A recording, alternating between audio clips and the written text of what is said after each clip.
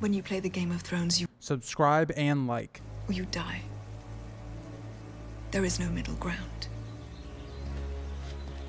All right, hello YouTube. Welcome back to the Grease Goblin YouTube channel. Today's video, in day 19 of the 25 Days of Winds of Winter event, we are going to be covering Marwyn the Mage. Now, the issue with Marwyn is he's a character that we basically just meet at the end of A Feast for Crows, and that's it.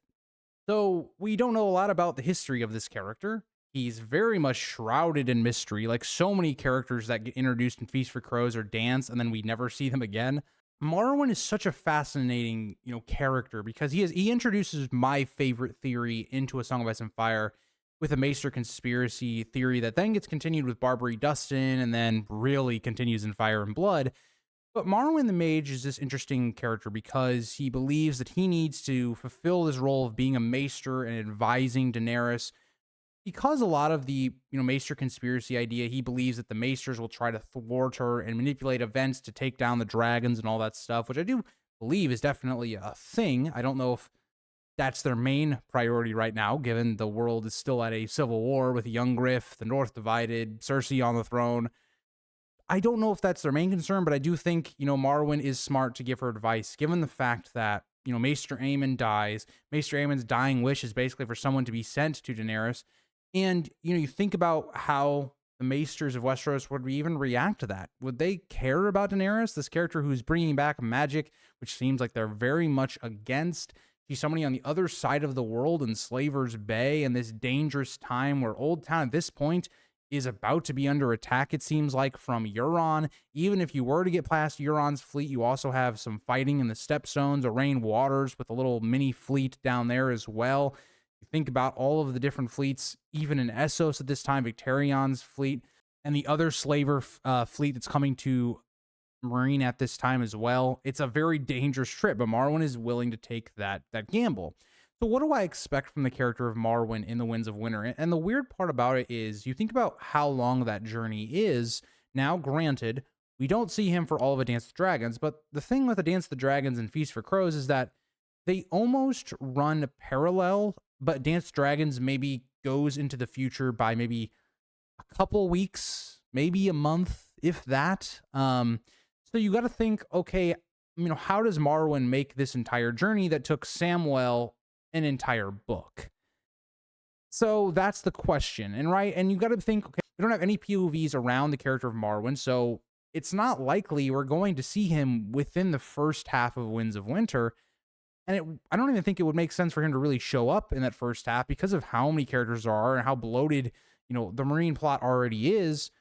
He's a character that I could definitely see coming into effect in the second half, advising Daenerys on what she's going to expect, in Westeros. And, it's interesting because we look at Marwyn as this character of maybe being good and an advisor for Daenerys, but in the same breath, is he not going to be feeding into her bad tendencies almost as much as, not almost as much as Tyrion, but almost on the same level, right? Think about what Marwyn is going to be telling Daenerys.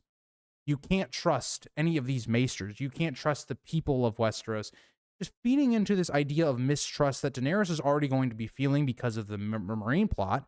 You also have Tyrion giving her those same advices, if not even further, right? Leaning into her darker tendencies. And so when you think about that and you go, yeah, okay, Marwyn's going to be telling her, yes, use your dragon's side, right? Don't, do what the Maesters did to the Targaryens in the past and, killed off all their dragons or at least influenced events to get to that point. Marwyn is a very interesting character. Does he have, magic as well? Something that could be a possibility. How do other characters react to this Marwyn the Mage character, especially characters like, Tyrion, for instance, or Victarion, especially somebody that's going to have, a red priest with him in Inquires, someone that doesn't like the faith of the Seven, and somebody that's already gone against the Maesters. That's going to definitely be a rift between those characters. How will Barristan feel about this character of Marwyn kind of going against all of what Barristan has believed his entire life, if Barristan even is still alive by the time Marwyn gets there, which he better be, George. I mean, I could see George killing Barristan, but I just don't want him to, but, So you add Marwyn into this kind of plot line where how do you have so much screen time to develop all these things? And especially when you think about where Daenerys is and what her focus is going to be. The Dothraki, almost like Jesus plot line where she's becoming this prophetic figure of the Dothraki, the stallion who mounts the world type situation. You know, you have that being basically the focus of, I would say, the first half of the Winds of Winter, and then the second half being on resolving the Marine and slave plot.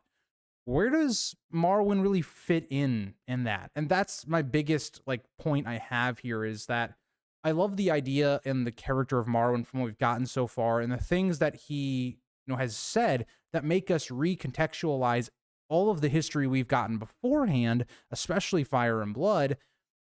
But in terms of practicality, where does he fit in?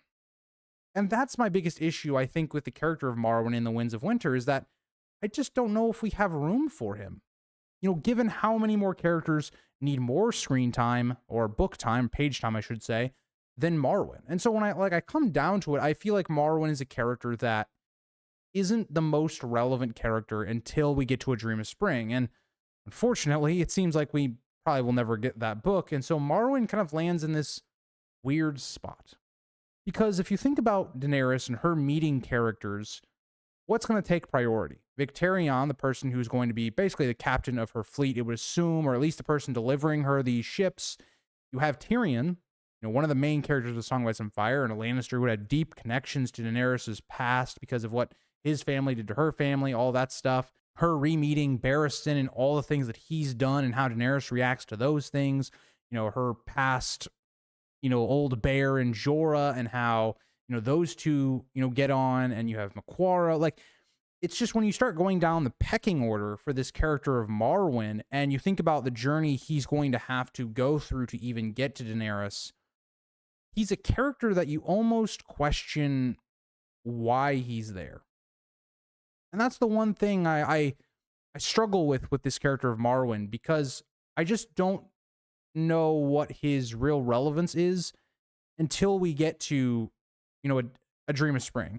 And the one thing I find really weird about the character of Marwin, given, you know, what's going on, the political landscape of Westeros, wouldn't it make more sense for him to maybe wait until Daenerys is coming over to Westeros to then meet her?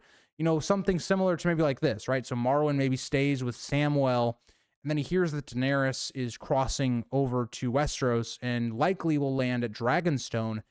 That would make a lot more sense, in my opinion, for then to have the character of Marwin go to Daenerys. Not now, because the plot line's just too crowded at the moment. And so I'd love to get your guys' thoughts on this. I do think George might have made a mistake with the character of Marwin. Now, it's hard to know what he has planned for the character. I'm not inside of his mind. We have almost nothing to go off of in terms of this character. He's barely name dropped. We only see one, you know, actual like meeting of this character with Samwell at the end of A Feast for Crows.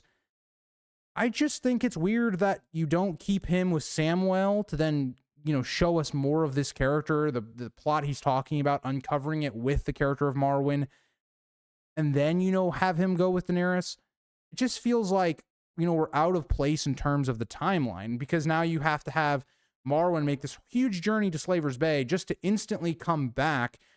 It just feels a little weird. And maybe, you know, Marwin's never going to make it to Daenerys. That could also be something, right? All these obstacles I talked about, Arrayn Waters, Euron, maybe that's the case. Maybe Marwin isn't going to make it to Daenerys in this next book. Maybe we see instead that he becomes a prisoner of Euron's. He becomes a prisoner of Arrayn Waters and actually gets basically captured, maybe sent with Young Griff if Arrayn Waters teams up with Young Griff. And I'll also say, as I'm talking about Arrayn Waters, kind of a missed character I kind of wish I would have done for this event. But hey, maybe, you know, another event, we get deeper into these characters, the roster keeps going. I'd really try to like get real picky on the ones that I pick. But maybe, you know, that's what Marwin's fate's going to be. Maybe the idea of Marwin actually getting to, you know, Slaver's Bay or Essos in general is never the plan for George. Maybe it is what I'm talking about. Maybe, you know, his journey takes too long. He realizes he can't get there and maybe heads to Dragonstone instead. That could be a very big possibility as well. But let me know what you guys think about Marwin going into the future of the story. I just don't know how much we'll see of the character in Winds of Winter. I don't think he'll have too much of a big impact in the next book, but I hope you guys all did enjoy, and I'll see you guys all in the next one. Bye, guys.